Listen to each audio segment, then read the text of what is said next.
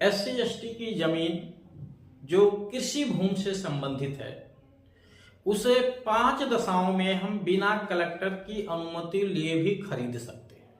कितनी दशाओं में? 5 दशाओं में हमें कलेक्टर से कोई अनुमति लेने की जरूरत नहीं। किससे अनुमति नहीं लेना? कलेक्टर से। फिर भी हम खरीद सकते हैं।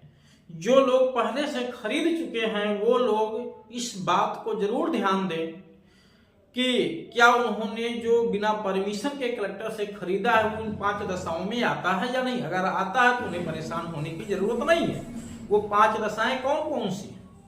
उसमें एक दशा आपको मिलेगी कि अगर एससी एसटी की जमीन कोर्ट के आर्डर से कहीं सेल हो रहा है, कोर्ट के आर्डर से बेचा जा रहा है, जैसे कोर्ट ने कोई सिविल डिक्री पास कर दी है या कोई क्रिमिनल फाइन इंपोज कर दिया है और ना देने में उसके अटैचमेंट की जा रही है संपत्ति ने, उसकी संपत्ति से वसूलने की प्रक्रिया शुरू की गई है और वहां संपत्ति सेल आउट करने का आर्डर हो चुका है, तो वहां कोई भी व्यक्ति बिना परमिशन के खरीद सकता है। दूसरा यह है कि अगर एससी एसटी की जमीन की धारा 80 करा दी जाए, जो जेडीएलआरए 1950 की धारा 143 हुआ करती थी, तो भी फिर कलेक्टर से कोई परमिशन लेने की जरूरत नहीं है। लेकिन 80 कराने के लिए आपको परमिशन लेना पड़ेगा एसडीओ से, यानी जनरली एसटी से। दूसरा, धारा 101 के तहत धारा 101 के अंतर्गत राजस्व संहिता में ये छूट दी गई है कि कोई भी व्यक्ति एससी एसटी की जमीन से अपनी जमीन का बदलन कर सकता है, अदला बदली कर सकता है अपनी खेती कार्य की सुविधा की दृष्टि से या चकबंदी में जो है सुविधा की दृष्टि से बदलन किया जा सकता है। लेकिन बदलन के लिए एसडीओ से परमिशन लेना पड़ता है और एसडीओ का मतलब व्यवहार में एसडीओ। 3 आधार ये हो गए।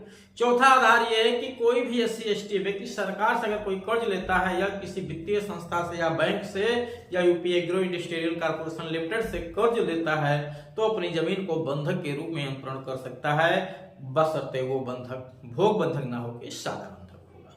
एक 5वीं दशा आपको मिलेगी धारा 94 के अंतर्गत राजस्व संहिता की। कोई भी व्यक्ति एससी एसटी का अपनी जमीन किसी भी व्यक्ति को बटाई पे दे सकता है, कोई परमिशन नहीं कराने की जरूरत है, बटाई पे दे सकता है। तो ये वो 5 दशाएं हैं, यह वो 5 दशाएं हैं जहां कोई भी एससी एसटी वर्ग का व्यक्ति अपनी जमीन बिना कलेक्टर के परमिशन से ही जो है ट्रांसफर कर सकता है।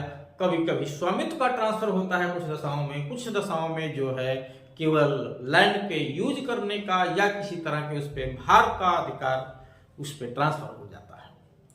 इसके अलावा कुछ और भी दशाएं मिलेंगी जहां एससी